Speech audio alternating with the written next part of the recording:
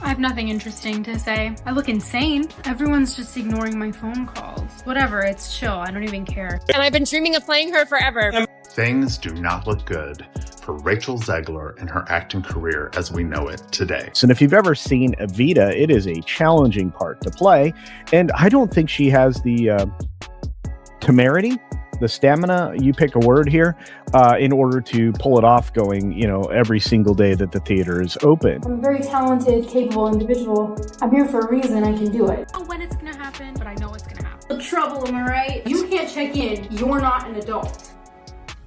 Can a single petition rewrite a West End show script before the curtain even rises? That's the question shaking London's theatre world as Rachel Zegler, a rising star with a voice that once captivated Hollywood, steps into the iconic role of Eva Peron in Evita at the London Palladium. What was supposed to be a triumphant West End debut has spiraled into a digital firestorm, with empty seats, viral hashtags, and a Change.org petition stealing the spotlight from the stage. This isn't just a story about one actress or one show. It's a clash between consumer power, social media, and the fragile art of live theater. Let's dive into this drama, piece by piece, and uncover how a Broadway darling became the center of a West End uproar. I don't want people to see me as ungrateful or anything like that. I was nervous that that's what this makes me look like. I'm gonna be on a talk show tonight, and I'm gonna talk shit about them on the talk show. Talking shit on the talk show. This is the one time in my life where if you have something to say, I don't want to hear. Rachel Zegler's casting as Eva Peron in Jamie Lloyd's bold revival of Evita, running from June to September 2025, was meant to be a career-defining moment. At just 23, Zegler had already made waves as Maria in Steven Spielberg's West Side Story, earning a Golden Globe and critical praise for her raw emotional depth. Her recent Broadway stint as Juliet in a gritty Romeo-Juliet revival drew record-breaking crowds, with ticket sales data showing it attracted the youngest audience demographics in Broadway history. The Palladium's announcement in early 2024 painted her as the perfect fit for Eva Peron,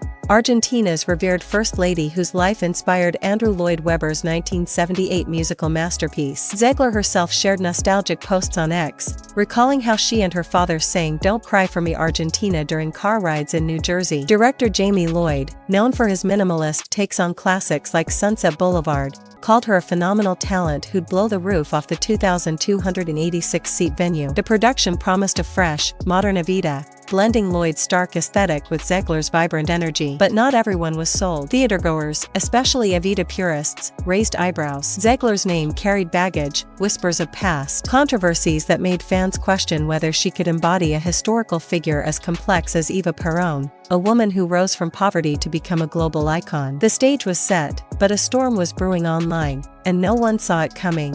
The spark came in the form of a Change.org petition titled "Free Evita" from Rachel Zegler, which exploded faster than a sold-out opening night. Launched in April 2025, it amassed over 100,000 signatures in just 5 days, equivalent to the population of a mid-sized town like Reading, England, uniting in a single cause. The petition's opening lines were polite, almost diplomatic, acknowledging Zegler's vocal talent but arguing that Evita demanded a lead who could honor Eva Peron's legacy without overshadowing it with personal drama. Scroll a few lines down, and the tone shifted to a sharp rebuke, accusing producers of treating West End audiences like unpaid focus groups for a risky Hollywood experiment. Commenters piled on, with one comparing the Palladium's empty rows to buying front-row seats to a rehearsal of silence. Another suggested an AI hologram of Eva Peron might be a better fit, joking it would at least stay quiet during press junkets. Change.org confirmed the signatures were authentic, tracked to unique IP addresses, mostly from the UK and US,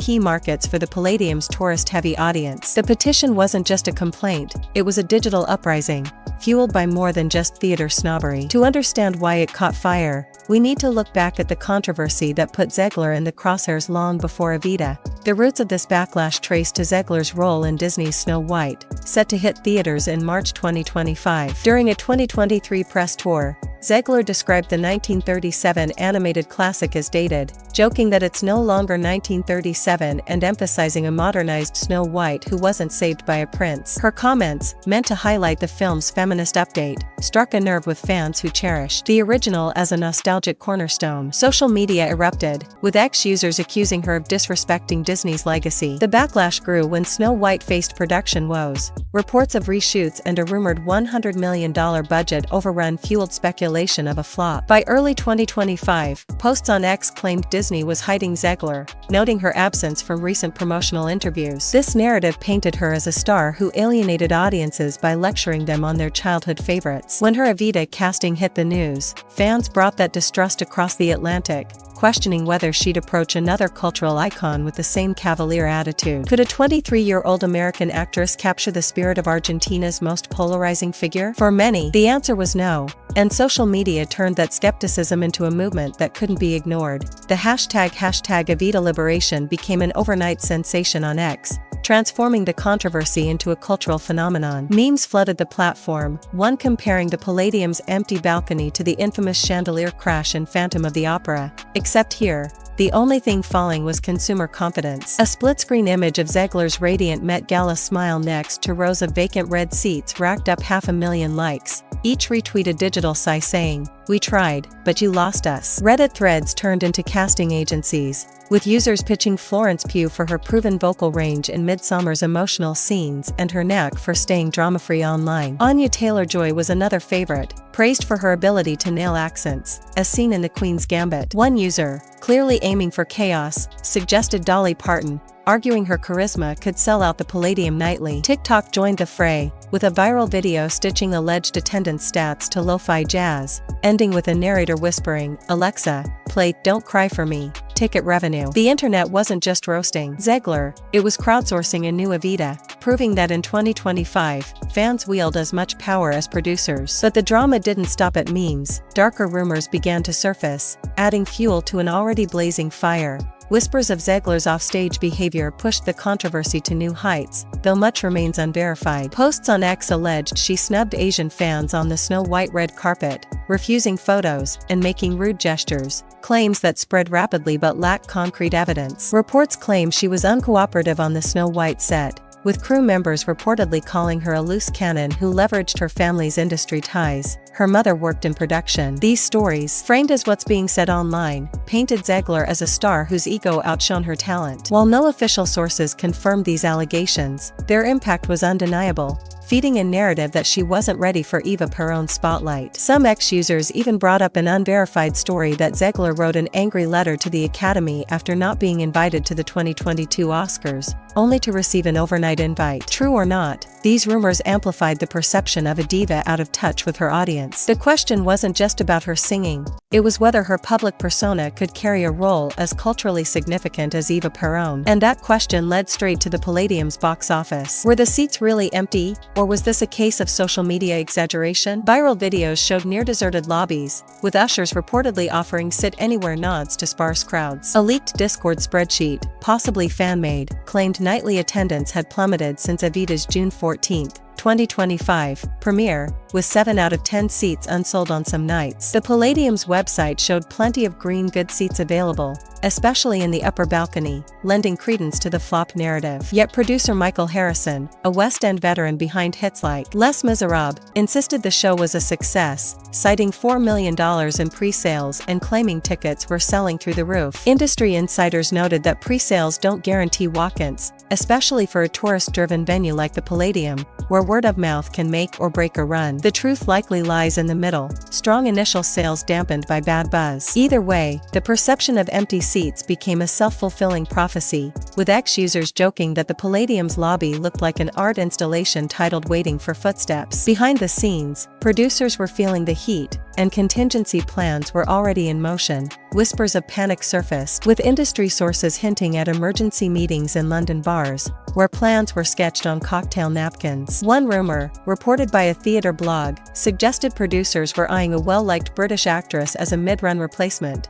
Names like Jessie Buckley or Cynthia Erivo floated online, though nothing was confirmed. The production team issued a one-paragraph statement, expressing creative confidence in Zegler and the cast, but box office numbers don't bow to press releases. If attendance didn't rebound, the economic chandelier could crash, forcing a drastic move. Options included guest stars for limited runs, rotating leads to generate buzz, or a stripped-down concert version to minimize rehearsal time for a last-minute switch. Each idea carried risks. Recasting mid-run is rare and costly, as seen in 2019 when Waitress swapped leads mid-Broadway season to mixed results. Producers knew ignoring 100,000 signatures wasn't an option. Those voices represented paying customers, the lifeblood of live theater. But not everyone was ready to write Zegler off. Some were fighting back. A counter-petition, though smaller with just 10,000 signatures, rallied behind Zegler, calling her a victim of cancel culture dressed in nostalgia's costume. Supporters pointed to her West Side Story performance, where she held her own against Broadway veterans, and her Romeo-Juliet run, which earned standing ovations nightly. In a live stream for a children's charity in April 2025, Zegler took a subtle jab, saying, "Cancel culture has found new disguises, and nostalgia wears one of them." Her fans echoed this, arguing that online mobs shouldn't dictate casting decisions. They had a point. Zegler's vocal range, showcased in West Side Story's I Feel Pretty, rivals past Eva Perón's like Elaine Page. Her supporters also noted that Eva Perón herself was a polarizing figure, criticized as an opportunist yet adored as a saint, making Zegler's casting thematically apparent. But the counter-petition struggled to gain traction against the hashtag Evita Liberation wave. And the empty seats told a louder story. Those weren't just critics on X, they were ticket holders who felt let down, and their silence echoed through the Palladium. What does this saga mean for the future of theater? In 2025, audiences aren't just spectators. They're power brokers armed with smartphones and a low tolerance for inauthentic hype. Rachel Zegler can sing like an angel and act with raw intensity, but live performance thrives on goodwill, and goodwill doesn't survive condescension. When you ask fans to pay £150 for a reimagined classic after dismissing another as outdated, expect pushback, or a petition that roars louder than a sold-out crowd. This isn't the first time fans have flexed their muscle. In 2016, a petition forced Harry Potter and the Cursed Child to adjust casting after diversity complaints. But the Evita uproar feels bigger, a sign that social media has turned audiences into co-directors. Whether producers pivot with a new star, a humbler marketing tone, or even an AI hologram belting "You Must Love Me" in flawless Spanish, one thing's clear: the audience holds the spotlight now. Will they give Zegler a chance to prove herself as Eva Perón, or will the curtain fall on her West End dream? As the Palladium's lights dim and the petition's numbers climb, only the ticket stubs will have the final say. Keep watching. This drama's next act is already warming up in the wings.